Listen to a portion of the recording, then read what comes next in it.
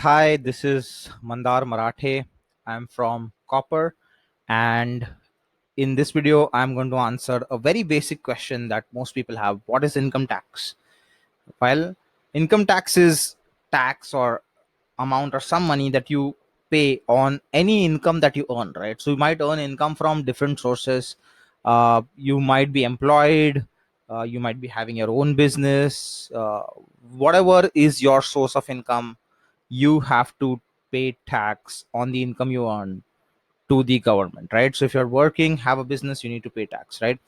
Similarly, not just work but also from your investments, right? Let's say you are invested in mutual funds, you're invested in stock market, right? And you sell, or you have your own land, or you have your own apartment or house, whatever it is that you have, whatever asset you have, right? You sell it and you make a profit, right? So that profit is known as capital gains.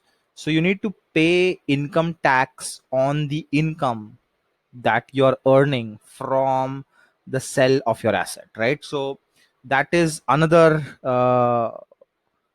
place where you need to pay income tax. Now let's take a very simplistic example, right? Let's say you're earning 100 rupees, right? And your tax bracket is 20%. Now there are different tax slabs available.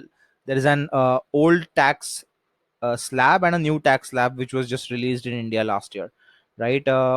So let's just assume that you fall under the 20% income tax bracket, and simplistic equation, you need to pay the government 20 rupees for the amount that you've earned, right? So actually you have not earned 100 rupees as income, but you have earned 80 rupees, right? Which is after paying the government 20 rupees tax. The income that you have left with you is the post tax income, right? So just to summarize really quick, income tax is the tax paid to the government for all your earnings, whether it is salary, whether it's business, whether it's your sale of assets or from your investments, right? And you need to look at how can you maximize your post tax income, right?